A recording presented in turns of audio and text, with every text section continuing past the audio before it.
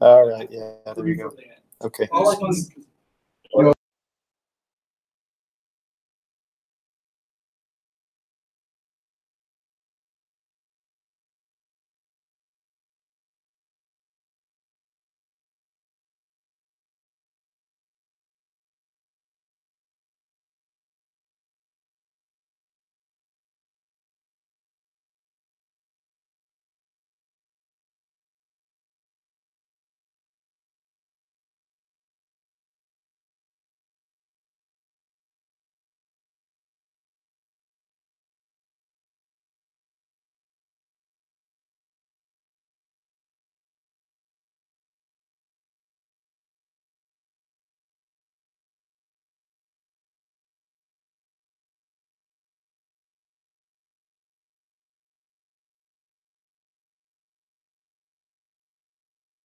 Oh, I think you guys muted me. I'll unmute me. Can you hear me now? Okay. Great. So if I also I refuse to look back when new people are in it. I refuse to look back to do that. Right. There's new people. I refuse to do that. I would think it's okay Why is it not? to There's new people in work.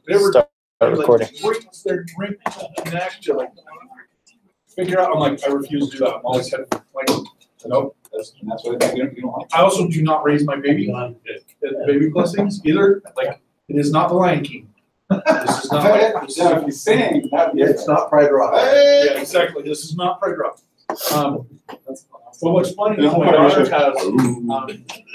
All right, thank you. My daughter has a. She's gluten intolerant, so we bring a cracker. Okay. I'm missing my window. They cannot. We've been doing this for a year now. Good with this? I think so. Men cannot figure out. So we just get in here and we start talking? Yeah. It's me. So you see your notes here, and you'll see. Right here, come here. Yeah. Are we live? We're live. We're live. Yeah. Well, why don't I get up and you want to start? All right, guys, we're going to get going here. Thank you so much for being here. I am so excited for the opportunity that we have to relive the glory days of yore. You know, like, what was that, month or so ago? I don't know about you, but I learned an awful lot at front. I said front bag because I looked at the screen. Front conference. Yeah, oh yeah. And I have already forgotten it all. So I really need to beef up, and I'm really looking forward to what you guys have to say. So the only thing that I'll say is just that it's really important that we stay on time because there's a lot of us who need to present. So I'm going to start a timer right up here with 4 minutes to go, and I'm not going to make any sounds until your time is up, and then I'm going to make a lot of noise. So you don't want that to happen. So do your 4 minutes and then be done, okay? We'll just go in order. You can, of course, pull up the slides from your drive to see when your part of the presentation is coming up. And for those of you who are listening in on the internet, thank you so much for being here. We hope to be able to give you a wonderful Cliff Note version of everything that we learned at Front Conference. Okay, let's take it away. Who we got first? That's Brent. Come on up. Hey, Brent. All right. So I actually went to the Park City workshops in January, so mine's not so fresh. But because I know most of you didn't go to that workshop, I just wanted to give you a taste of that experience as opposed to the other experience. So it was a different venue. We were in Park City, and it wasn't this warm outside. It was colder, but we got to watch people do flips and stuff off the ski things. But I had been to the first 3 front conferences. I was proud to say that. I enjoy the community. I really like to get out with everybody in the community. So I missed that this year, but I knew that I could get the talks on video afterwards. So I was looking for a new experience. And the most notable difference for me was the context from this large theater to a small room, a much smaller group in a much smaller room for a much longer, more relaxed period of time. And the lights are on. So you're interacting with your peers, you're interacting with the instructor right there. And the table provides a workspace to work and you're facing your peers. So it's a really different context. But you still get stories like this one about Sir David Brailsford and how he helped transform the British cycling team into the world power.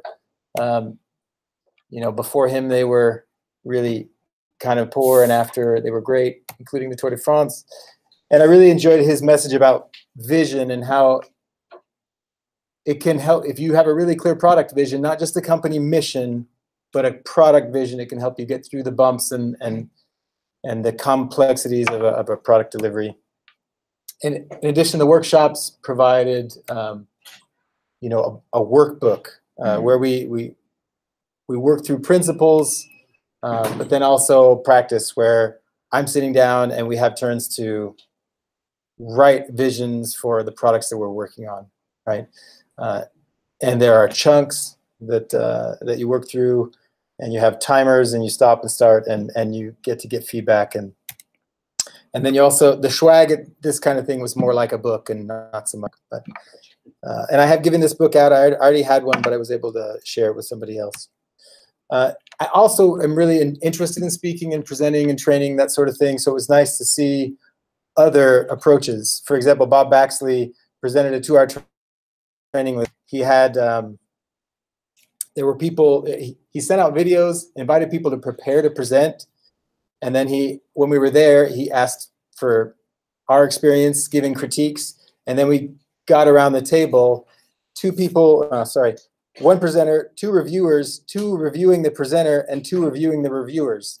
So everybody's watching everybody else giving feedback or receiving feedback or presenting, and then we all switched. And so you're getting all these different perspectives, and it was excellent, right? And he let us bring the content and the experience was the experience, rather than just somebody's case study, somebody's training. So that to me was really valuable and a great perspective. So it was also a good invitation for me to put myself out there a little bit more than I would just sitting in a dark theater. I gave an impromptu presentation to a group of strangers. I presented something I was working on to my peers who, you know, you get a little nervous, right? And it kind of lights you up inside a little bit, but you dive in and have that experience. So I really enjoyed that. I also like that there were 4 tracks: UX, PM, research, and leadership. I stuck around mostly in the leadership track. And so you get to know like-minded people, and you get to see them over and over. And I was also able to leave a session I wasn't interested in because there were other tracks. So you don't get a backpack. You don't get a chance to win an iPad. You only get 1 table from a sponsor. You don't get rah-rah speeches. But if that sounds okay, you might try it. In November of this year, they're doing the, yeah, I'm done. Yep, I'm done. So November this year might be something you want to consider. That's it. Cool. Thank you. That's awesome. Thanks, Brent. Hi, I'm Jake Madsen. It's not spelled words, a long story. Another benefit of the front workshop conference is that's where I bumped into Brent and became an SDG employee. So I know I didn't bring that up in the slides, but I'm sure I'm glad I attended and met with Brent there, and I'm now part of SDG. I've been on the topic of the ethics of design for a little bit now, and one of the presentations given at the front conference was done by Benjamin Evans. If we send these slides out, this is linked, so if you click on this, it'll take you directly to this particular talk. Benjamin Evans, as you can see, is a design lead at Airbnb, but he is the design lead over a division that is responsible for making sure that design is responsible in not just accessibility, but making sure they're not discriminating against being inclusive, right? Inclusive design, right? They're not there. And Taya we should have put your sketch notes at the beginning of each one of these because they're beautiful. Thinking about it now, we'll send links to those too. But he shared an example of how he traveled 27 hours from London to Chile with an Airbnb reservation, got there, finally found the house. It's late. He doesn't have anywhere to go except this house because he has a reservation for it, but the host would not let him in because he was black. And so he's here in a foreign country at night without a place to stay because something failed, in this case, human nature, right? and this is not a good thing. I'm not excusing this. This is terrible. 4 years later, he ends up working at Airbnb with being asked to remove bias from the product. What's nice is I'll get into the slide. Just what they did is he started working through this idea of removing bias, but came with these principles, and they are: own your own lens, champion the others, and design for belonging. Each one of these three principles has, oh my gosh, that's left, has three things. First one, own your own lens. You want to identify assumptions. So you have assumptions, and you need to question those. All right, assumptions are a core part of your workflow, but you need to also assume and understand that there are other people that have different assumptions about the same things. You need to consider the opposite, right? You need to seek out diverse thinking. Find people outside of your building. Most important, get out of the building. Don't let the internet be your crutch. Get out, meet people, find people. Then create space for those other contexts, right? You need to make sure that even though you have a good idea what you want to do, that the others are included. There is room enough in what you're designing to include other ways of thought. You need to champion the others means embracing edge cases, making a case, and that is the business case. So we have these edge cases we use as an excuse. Stop using edge cases as an excuse, use as an opportunity to gain new market. And to do that, you need to make a business case that says these people are valuable because, and then you engage and recruit allies within your department to bring the value in. This is where I think the most strongest ethical arguments come into play in this presentation. We as designers are inserted into situations where we have to make decisions for and on behalf of other people on a daily, minute by minute. Like, this is what we do. So we don't have the affordance of saying, I don't believe in playing part of politics. We engage in politics every moment of what we do as our job. And so we need to make sure that we do this ethically. And so we need to burst the bubble. We need to say, that is the sound of a bubble bursting. If you have questions about this, find me later. I'm going to turn the time over to our next person. Thanks, Jay. You got John. Where is John? John said he would be very remote. Oh, yes, John. Go ahead, start talking. Well, we don't have it set up. Yeah, we don't have it set up. We need to skip somebody else. Okay, so John, we're gonna, if you can hear us, we're gonna go past your part of the presentation, and we'll go to the next person, who is, let's see. Is that, okay. So Russ, is that you? Yeah, can you confirm? I'm pretty sure it is. Okay, so John, I apologize. We'll come back to you here. Or is it Richard that's next? Sorry about that. That's okay. Richard, you're next. Okay, so I am here to talk about speeding up research. This was a presentation given by Ariel Sienaflone. She's a researcher at LinkedIn. And I'm just going to give her a presentation in a nutshell really fast. So anyway, she started off her presentation recounting a conversation that she had with Jake Knapp. He's the author of this book, Sprint, and he's all about quick design processes. And he shares this with Leonard Bernstein, who gave this quote: "To achieve great things, two things are needed: a plan, not quite enough time." So with that in mind, she came up with some ideas, that some from her own experience and some from others in the industry, on how we could speed up research within your own organization. This first one is create infrastructure. So when you create an infrastructure, it allows you to move more quickly. It eliminates these small change tasks that end up becoming a huge time suck. She related a story of one of her friends that got really into bread making, and she redid her whole kitchen to dedicate part of her counter to just making the dough, and then set up all the ingredients around for quick access so that she could speed up her focus on that, or what she's focusing on. And so with that, so the three tasks that she recommends bringing into your infrastructure are budget, recruiting support, and tools. And so for budget, she means to get a set budget before, so you're not constantly trying to get a new budget set when you have a new project. Recruiting support when you have specific groups that you're trying to recruit for, or tools, meaning like scheduling tools, user testing, stuff like that. So the next idea she had is to create programs. She gave some examples from different different corporations around, starting with Google. One of their programs is Rapid Research, where they bring in or they actually have a set research department that is there for any product group to come in and do their research needs, and they'll turn stuff around in a week for them.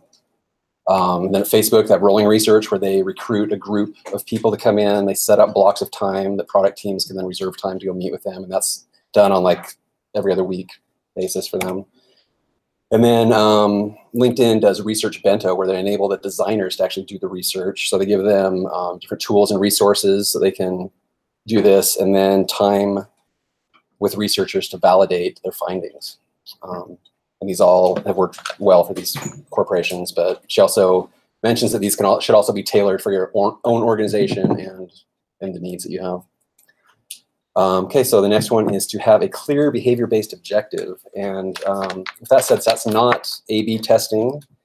It's determining what the job is that the user is most interested in doing.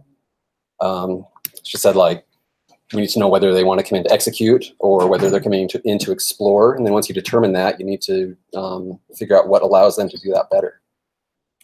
And then last, and in my opinion, maybe the most important, is get team alignment. So the first rule of this is that optional attendance isn't allowed. So everybody on the team needs to be there for any planning, any research that you're doing. And this keeps it so you're not wasting time trying to keep everybody up to speed. It enables focus, and you can quickly iterate on ideas, and you're not constantly checking on what to do next. Creates teams that work together. You don't find that there's no competition with people trying to sell their ideas that they created outside of the team. You get focus, and everybody is aligned trying to get to the same goal together. And with that, we can speed up UX research by having infrastructure programs, a clear objective, and team alignment. And hopefully you understood me because I was talking so fast. There you go. That's kind of the style here today. That's all right. Hold on. All right, you're up, Russ.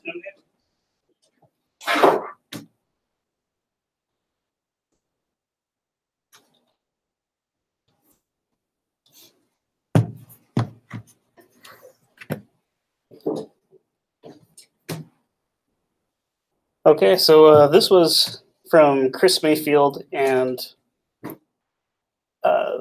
oh, yeah. Bhavika Shah. So they actually called this how to survive as a UX or PM professional in the age of algorithm.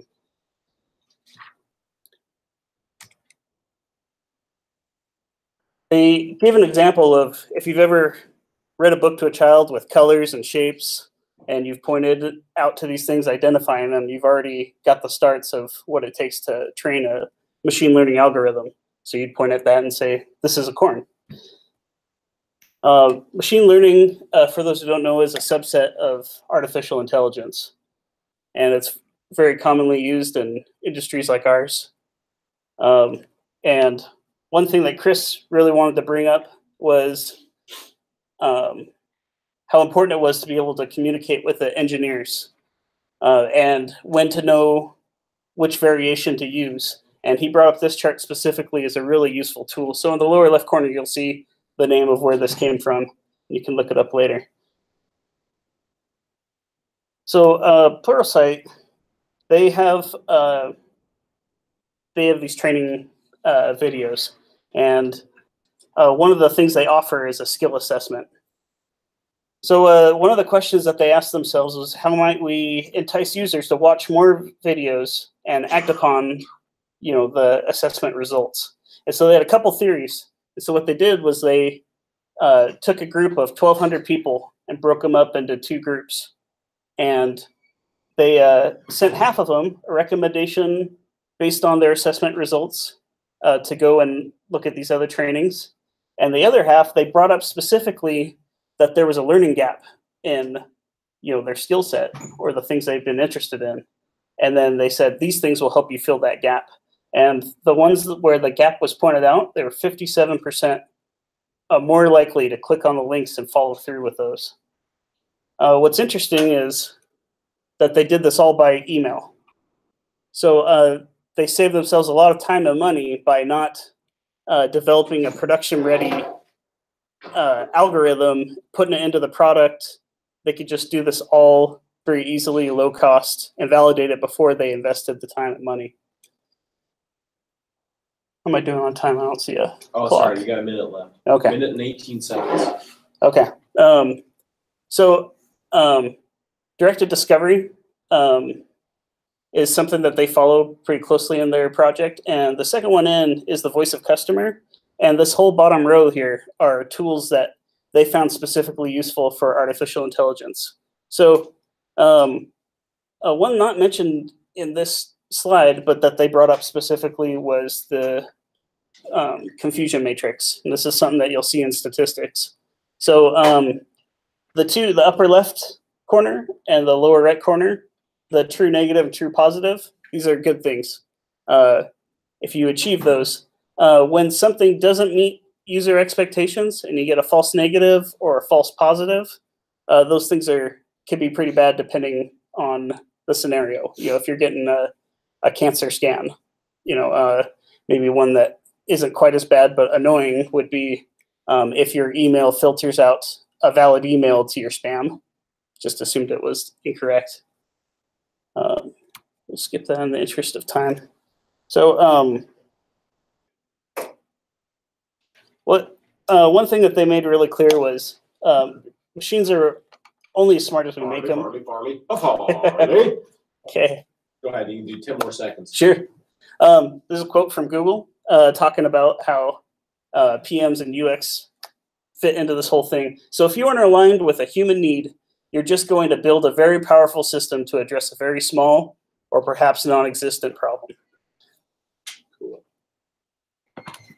Awesome. Thanks, Ron. All right. Next on here is Rick Vang. Are we set up for any remote yet? Yeah.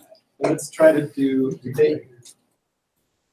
Hold on one Did they second. get an email? Sorry, we're trying to go. The guys that are remote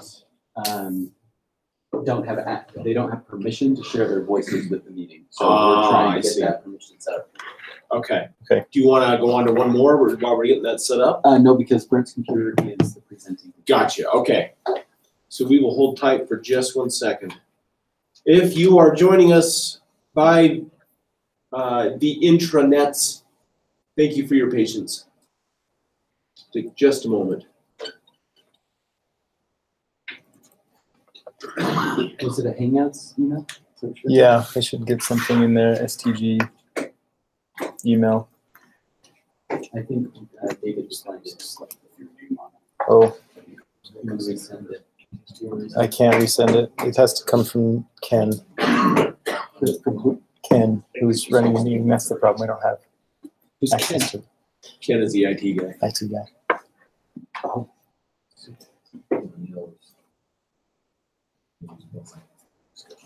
Okay, I apologize. I did not understand that as a small element of this whole scenario. I thought that's- you could just add No, them. I need to. I can't. Can we call him or? Yes, Neal. Yeah. You have Ken's number, right? You call him back. Yeah, sure can. Let's see. While you're doing that, I'm gonna figure out.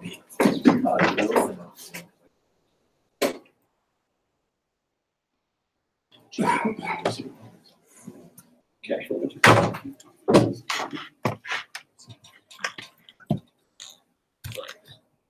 You're here. Hey, Rick is here. Yeah, I know Rick's here, but we got David and John. Oh, God, sorry. Hey, Ken, can I have your reference again? Give me just 1 second. There you go. Hi, Ken. Did you add David and John? By the way, did I check mine? Yeah. Okay, you did. Okay.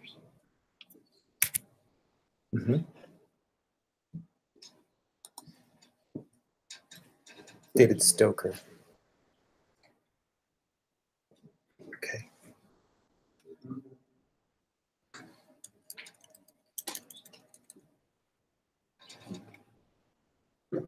And then they need to have ability to capture their audio. Do they have that control in there on their end? I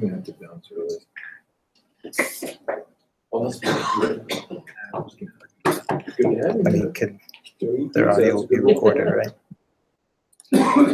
Okay, they just need to unmute themselves, right?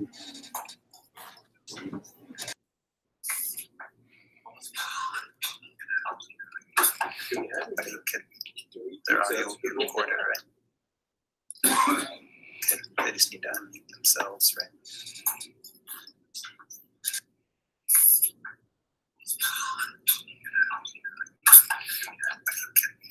Their audio be recorded, right? They just need to unmute themselves, right?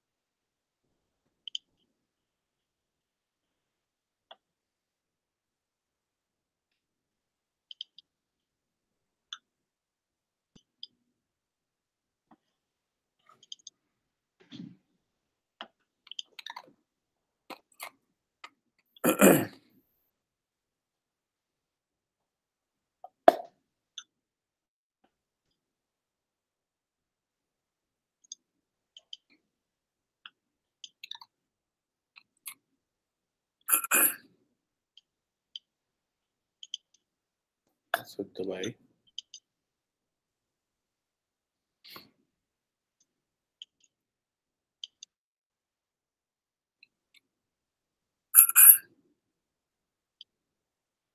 This is a test. Can everyone hear me? This is Dave. I can hear you. Dave, I'm so glad you and I can hear each other. That's great news. This is a test. Can everyone hear me?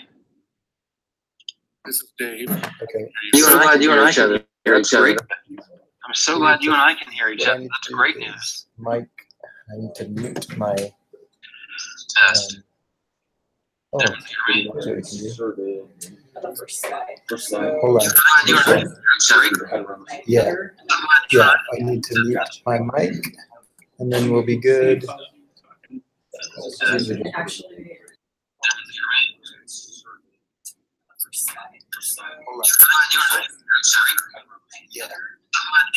need to mute my mic, and we'll be good. John, you need to mute.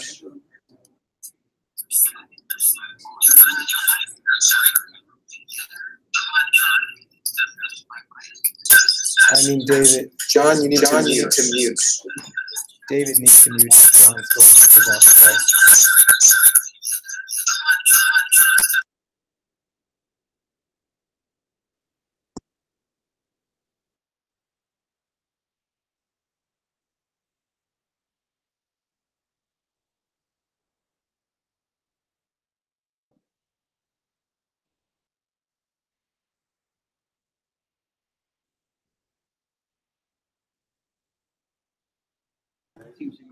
John, go ahead.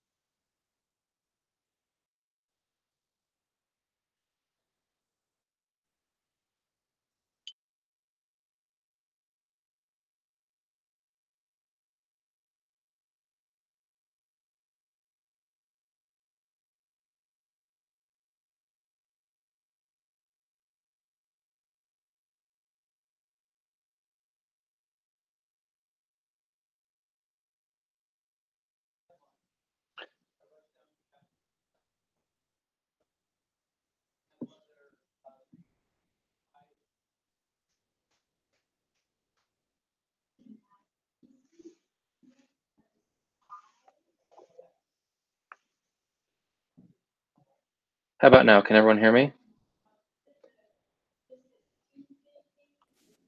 I can, and I'll mute again. This is Dave.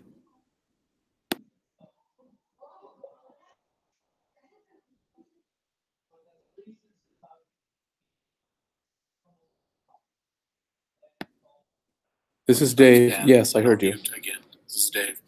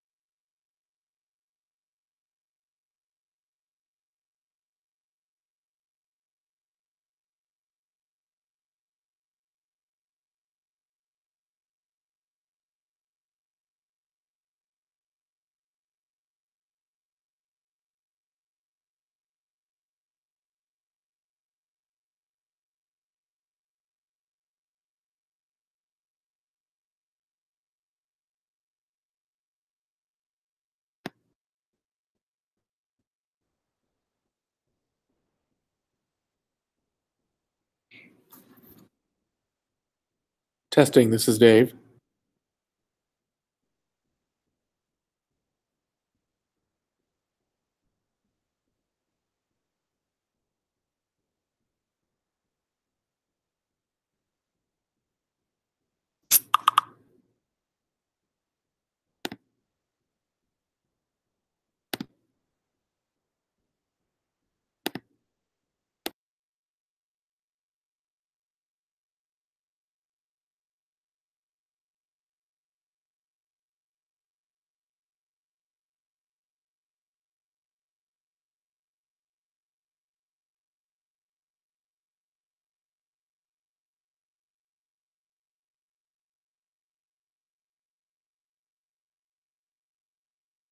Trying to get to know each other, the more we can build better teams. So, really enjoyed it. That's it. I guess that's it. Yay! Try to get David set up. Okay. Yeah.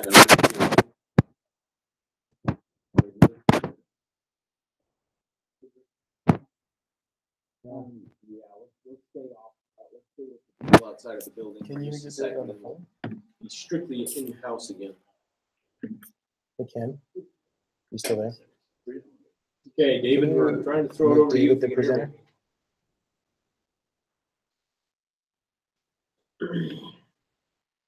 Yeah. Okay, that worked. So I unmuted the mic. They caught the end of John's. This will work for this one. Cool. Just don't touch anything. Okay, so David's the presenter. Well, except for the internet. So. Okay. So I just need to find that.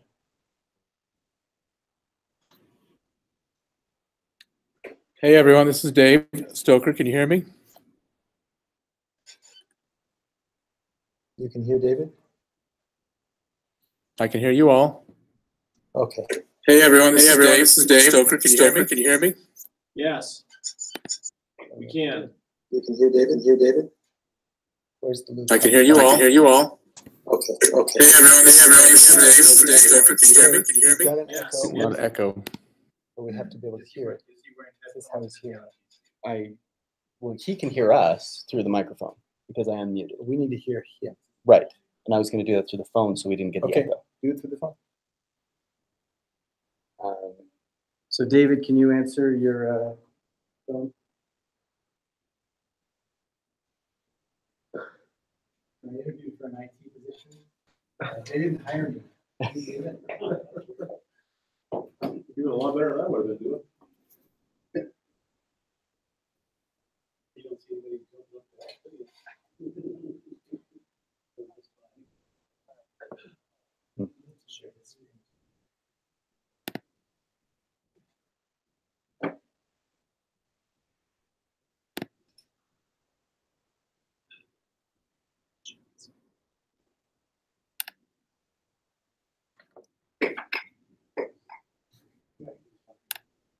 Could be. Call Tommy Bay. Calling Tommy Bay. I'm not sure what exactly.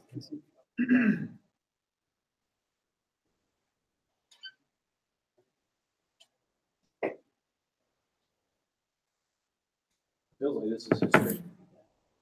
That this is? He was never going to share his screen. He was going to have me drive the slides for him. Oh, okay.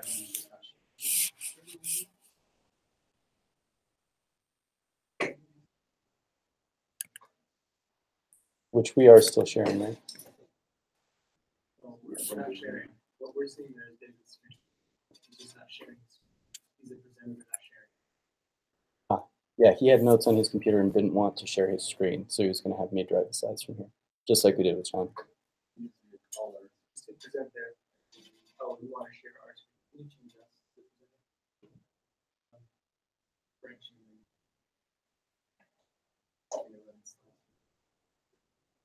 Sorry for that lack of communication.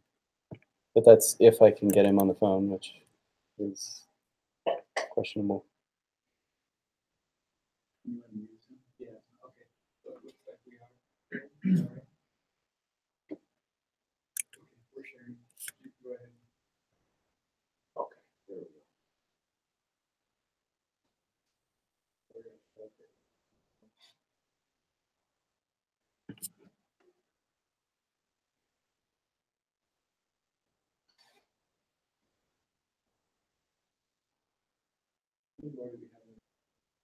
Hey, there you are. Okay, sorry about that. Okay, can you see your slides now?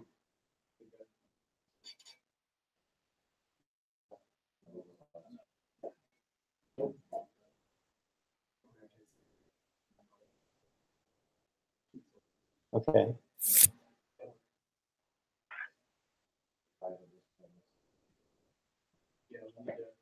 Okay. All right, David's at the end of his time. Unfortunately.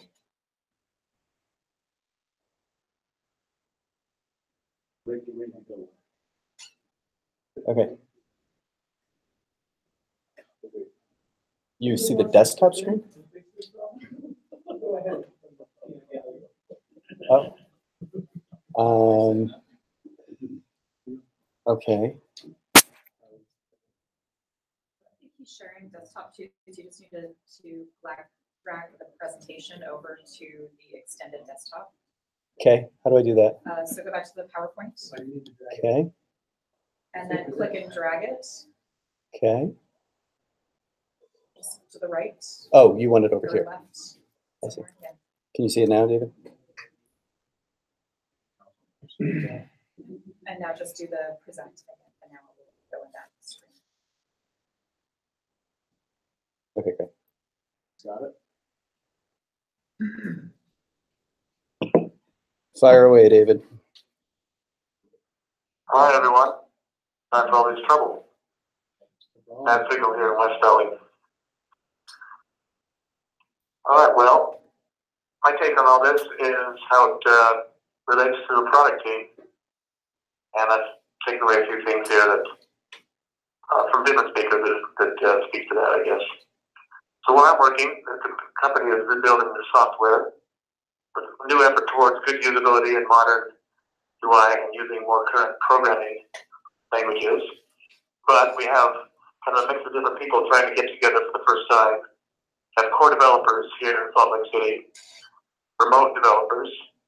We have product managers and different levels of managers who are also remote and are new to Agile development. So project manager is more comfortable with traditional waterfall approaches, commit to a timeline, deliver it, check it off, and move on. Development team doesn't want to do so much reporting and accounting to this new project manager. They just want to work and write good code and don't bother with their silly paperwork.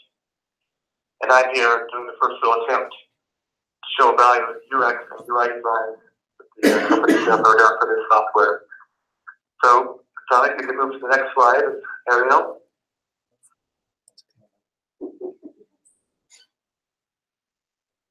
So here's some things that relate to creating a good product in my mind. Research has to be a priority to avoid mistakes and ensure the best use of resources and time. Where I am, looking at the users are the employees, so I have easy access to users all day long. I just have to walk around the building and get to them. Sometimes, though, in a rush to build and show value, we have to circle back, spend more time understanding, and then those who want a more traditional waterfall type of development are frustrated. It's not a straight line of production. We're trying to balance expectations. A lean, agile development still needs to have markers, something for people to hit, but waterfall focused management needs to understand how good development happens. And it means to learn to trust the process and know that it's not always clean and straight lined. Next, please. Here's something that really hits home here where I'm working in the next slide.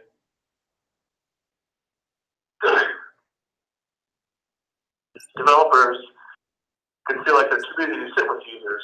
And the extension of that that's not written here is if they're not part of the process, they can resist new ideas. So where I'm working, developers sit in one room, other departments are all in their each individual rooms, and communication and talking is not very natural and doesn't happen much. And I also think for some developers, it's uncomfortable to get out and talk with people. Sometimes they can feel defensive about what they build, don't want to face that criticism from a person who has frustrations about it, and they just feel personal about that. One thing we've tried to do is the more we create a habit of going out and talking to users regularly, the less intimidating it could become for those who are not used to that. And the more they do it, the less personal they take the criticism, creating a habit of that. Move on to the next slide, please. This is from Vicki Chan from Headspace. Her talk was about data, and then sometimes you need to create, move beyond data and have some intuition. We'll skip that one. We'll go right to deploy. How about that? Deploy often, release often. This helps motivate teams when they see results. As my team tried to find different approaches to settle on the right processes, sometimes releases and deployment is lagged, and frustration continues to grow amongst the team. Feel like we're spinning our wheels, and people felt like their effort was pointless. Even in the most small scale feature release, can help improve attitudes, just to see something moving, just to see some progress. And that helps build some sense of motivation. Let's move on to the next slide from Cameron, Moll from Facebook. And this is one of his many good points that he made, that perfection never ships. This is where the team I'm with has tension between the business and the product management That's side. time, Dave. All right. All right. Thank you. Well, Thanks, Dave. Sorry for the lag on the audio. all right. Thanks, guys. Okay, Rick, you're up. If I'm not mistaken. Oh, yeah. Are you sharing that window or are you sharing? He wants to see his notes, make sure you click there. I don't have any. What's that? Thank you. Oh, thank you, Matt. Hey, so my biggest takeaway from front was habit formation loop and idea anchoring. This was a talk from Vicky Tan. I guess this is in summary of what my entire piece is about. It's just understanding that within the habit formation loop, there's a trigger, an action, investment, and then or action, reward, and then reinvestment. I did a little bit of research into this. This is how they use it at Mindspace. Mindspace. They figure out the triggers, they do actions on it, or they figure out what the actions are, what rewards, and then what it takes to reinvest into it. From this, I did a little bit of research and tried to figure out like where these articles came from and how they work. And so I kind of broke it into my own mental model here. It's similar to what Vicky was showing as well, but it's using a queue. These are the attributes that you can use to log a queue. The routines, these are attributes to log a routine and figure out what the rewards are, and then repeat, having that practice. And then within each action, you have anchoring new ideas, current cues to start building new habits within this for the cues portion of it. So action is how they're interacted with in order to make change within habits. Once an idea is attached to a cue, you can modify specific components to make small changes along the way. Modifying the end result if you're trying to start or end a habit is by changing the reward and repeat. The idea anchoring comes into these action pieces because you have to attach a current idea to a prior idea in order for it to stick. And then you have to be able to decompress at the end of all of it to really get yourself to really understand what the problem is and make small changes along the way. That's really all I had. Short presentation. All right, who we got now here? All right, come on up, Matt. Nope.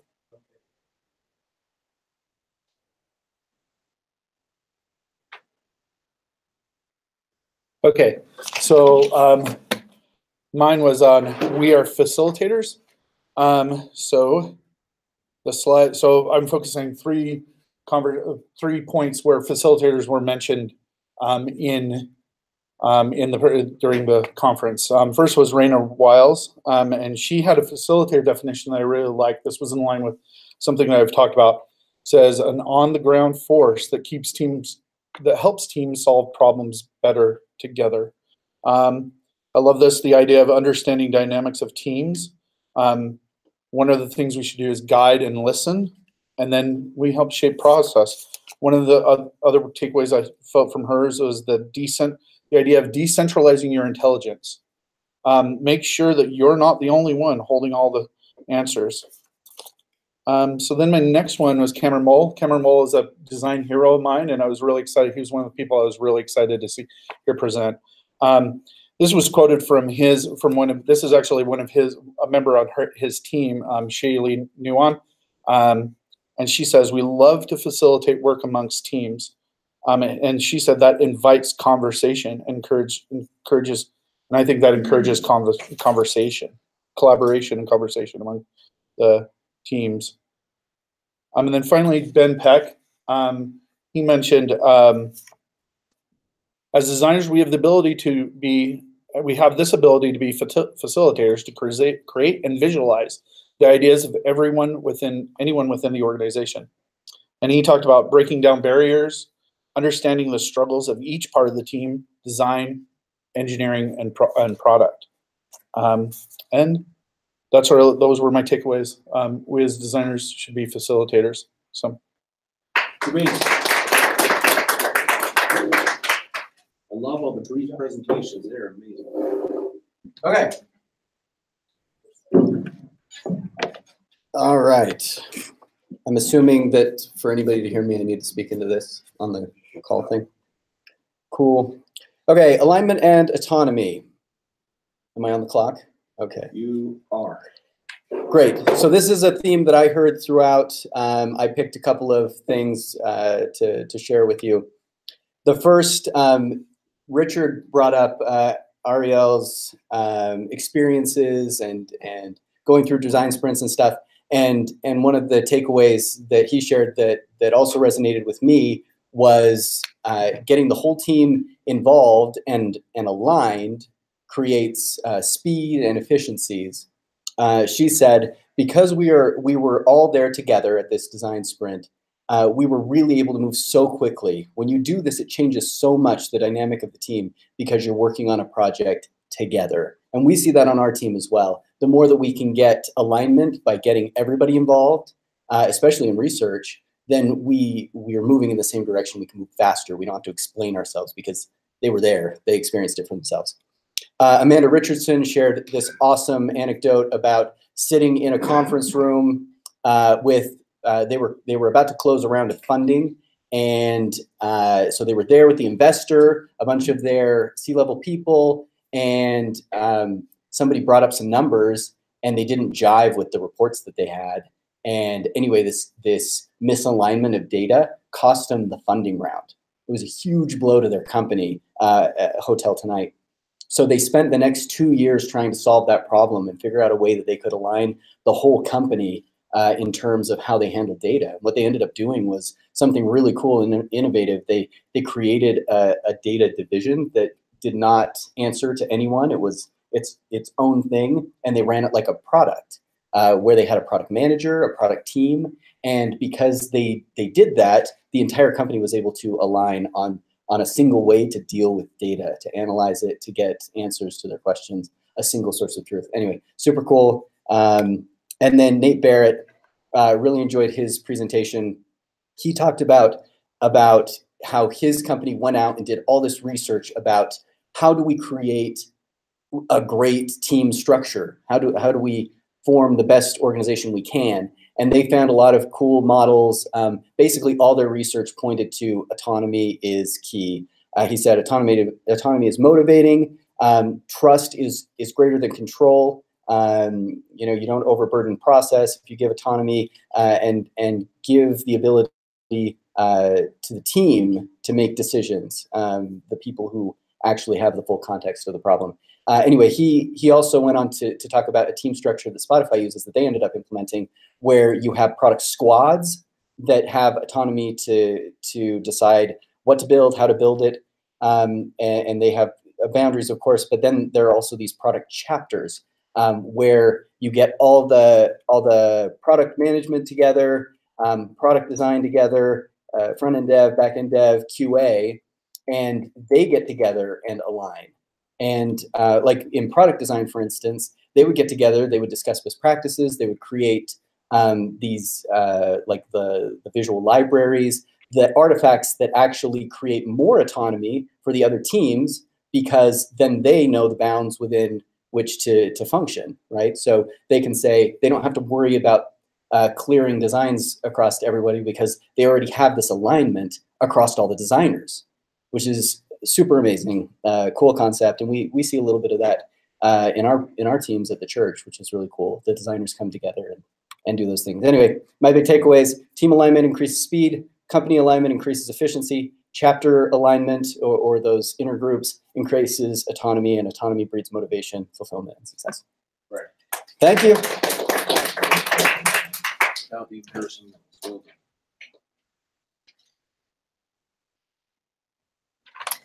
Right. Hi, I am Celestia Garner. I am going to be talking about Cameron Moll's presentation, or I keep wanting to call him Brandon Moll because of the author. Anyway, so this is one of the diagrams that really breaks down a lot of what his presentation was about.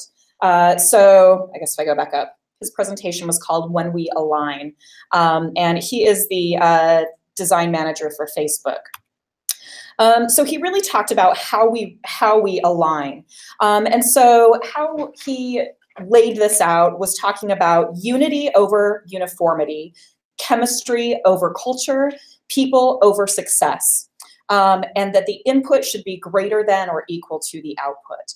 So in all of this discussion, and I'm breaking this down to very simple terms, and I'll give a quick summary. So he talks about unity and community lead to uniformity and conformity, and kind of that difference between uniformity and conformity. And one of the examples that he gave that I really liked was when they were first creating streets for wagons, when people were going just from having horses to having carriages and wagons hitched to horses. The streets were specifically only paved, when they first started paving streets, were only paved for where the wagon wheels would go. Everything else was green. There was trees and grass. Well, not trees maybe, but there was like, green space all around. And this original streets were just strips of cement where the wheels went. So I thought that was really interesting. And now we think of it as, okay, let's pave the whole ground. But that was something where they just designed specifically for that one thing. He talks about distinguishing in our work. He gave an example of how we're kind of trained to use a fountain machine, like a fountain drink machine, and we put the cup into press in to get the drink, and it comes down and pours into the drink. And he bought this new fridge, which I have a sister with the exact same fridge, so I've experienced this myself multiple times, where you push on it and the water sprays out above and down. And you would think that the water would spray when you push a cup in. We've been trained to default that that's how it should work. And so we need to take those types of things into account in our when we're designing items. It's okay to innovate and think of new ways to do things, but you also need to look at the uniformity and the standards that are used across, overall, how your users are going to use it. He also talked about how unity relies on conversation, and we really need to be having conversations with our team, and that was already touched on briefly.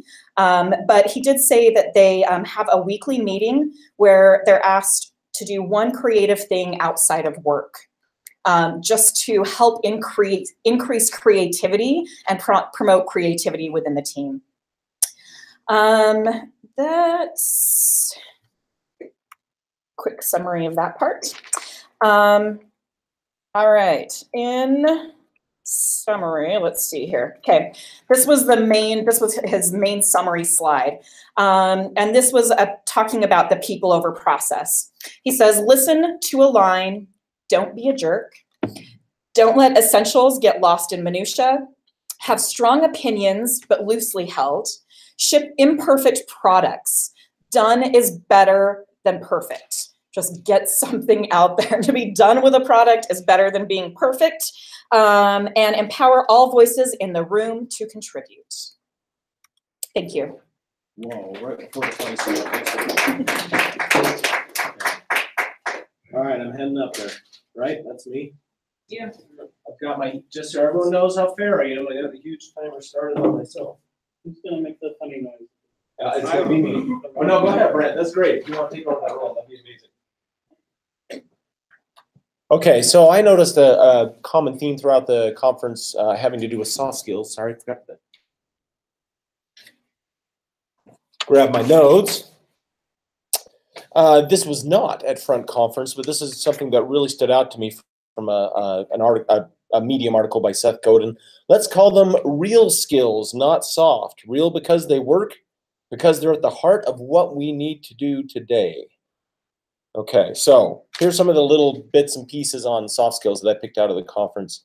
And I appreciate those who made these slides because I totally ripped off the template. All right, Amanda Richardson said, don't wait for disaster. In other words, that tells me that we need to be proactive. That's just sort of at the heart of what we do. We just need to be proactive as UX people. Celestia already covered a lot of the things by Cameron Mole. Unity over uniformity. And I'll just cover a couple of the bits that she didn't talk about. When left unchecked, uniformity prioritizes efficiency over all else. Chemistry over culture. Just talk about it. Spend time with your people. Spend time with the people you work with. Then people over process. It's a lot of the same things that I picked out. Listen to align is probably the most important thing as far as that goes. Ariel Cianflon, I don't even know how you say that. This has been quoted already. To achieve great things, two things are needed: a plan and not quite enough time. That to me means that we need to be intentional, but we need to set meaningful deadlines. And then let's see, Nate Barrett. Here is Ty Hatch's awesome sketch. We need to be aligned and collaborative to build culture, and that we also need to seek out aligned autonomy. So there's a nice little balance there between the two. Then finally, Benjamin Evans, who's also been cited. We all have biases. Challenging them is the key. We need to embrace friction. We need to own our lens by identifying our assumptions, our own assumptions and others, and seek out diverse think. And we are getting kicked out of the room, so we need to be done. That is all I have. Thank you so much, those of you who joined the conference, both here at the Rob and online. I apologize for the technical difficulties, and thanks again for everything. All right, and now I'm going to awkwardly poke around until I can get us out of this presentation.